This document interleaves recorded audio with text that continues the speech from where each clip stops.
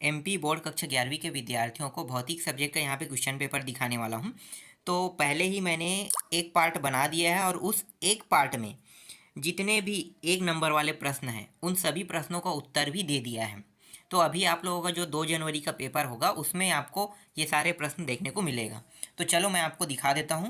तो जो second part है इसमें मैं 5 से लेकर 19 तक के प्रश्नों को दिखाने वाला हूँ। तो पांचवा प्रश्न देखो, एक समान वृत्तीय गति किसे कहते हैं, एक उदाहरण दीजिए कह रहा है।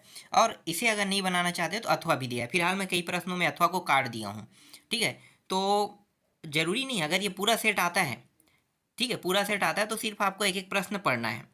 अब ये तो चलो आगे दिखाता हूँ। उसके बाद किसी वस्तु के भार से क्या तात्पर्य है, तो ये दूसरा प्रश्न है, मतलब इसका अथवा है।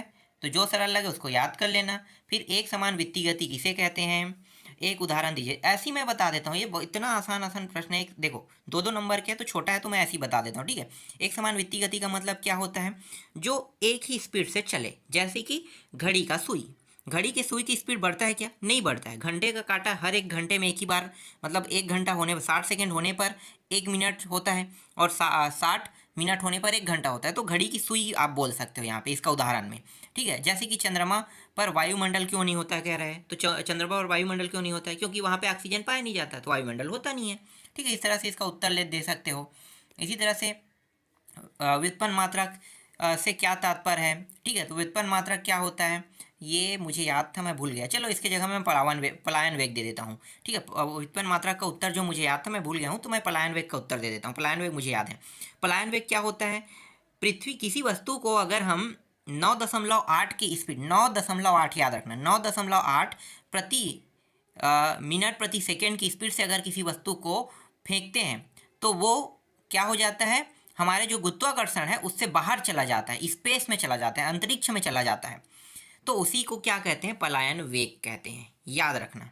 ठीक है, आगे देखो, जी व जी में कोई दो अंतर देखो, एक तो गुरुत्वीय त्वरण है और एक है गुरुत्वाकर्षण है। तो एक तो गुरुत्वीय त्वरण और गुरुत्वाकर्षण दोनों में अंतर बता देता हूँ। ठीक है, एक अंतर मुझे याद है, दो अंतर यहाँ पे नहीं बताऊंगा। देखो गुरुत्वाकर्षण क्या होता है, हर एक चीज़ों को अपनी ओर आकर्षित करने का काम करता है गुरुत्वाकर्षण। और गुरुत्वीय त्वरण और एक जी जो है वो क्या है, एक है पलायन वेग से संबंधित है, 9.8 प्रति सेकंड से फेंका जाए तो वो स्पेस से बाहर चला जाता है। ठीक है, तो ये है, एक गुरुत्वाकर्षण है, एक गुरुत्वीय त्वरण है। और इसके बाद है मूल राशियाँ क्या है। देखो वे राशियाँ जिनका खुद का, ठीक है, देखो मूल राशियाँ क्या है कह रहा है, तो मैं ऐसे ही बता दूँ। जैसे कि मूल राशि में एम्पियर आता है, ठीक है, लंबाई आता है, ये सब जानते हो ना, तो ये सब मूल राशि हैं। तो मूल राशि क्या होता है, मूल राशियों को कोई भी व्युत्पन्न राशि नहीं होता है उसे हम क्या कहते हैं, मूल राशि कहते हैं। इस तरह से आप अथवा को भी बना सकते हो।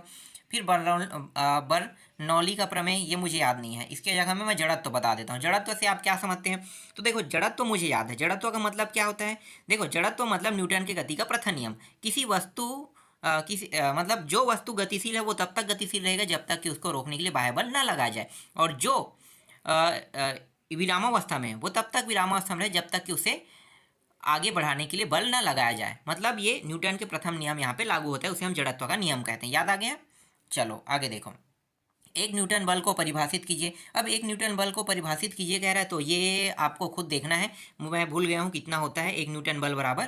ठीक है, तो ये देख लेना। अगर अथवा मुझे पता होगा तो मैं अथवा को उत्तर दे दूंगा।